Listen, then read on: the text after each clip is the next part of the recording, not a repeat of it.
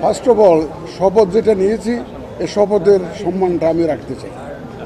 এই শপথ যা নিয়েছে এটাকে আমি সমুন্নত রাখতে চাই।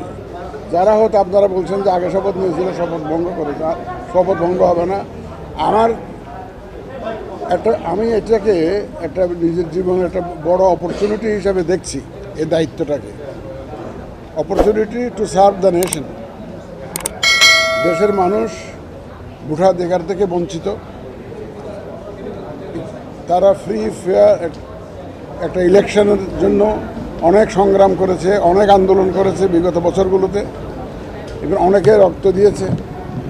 আমি তাদেরকে একটা free fair and credible election দেওয়ার জন্য প্রতিশ্রুতিবদ্ধ, and I will do my best for that.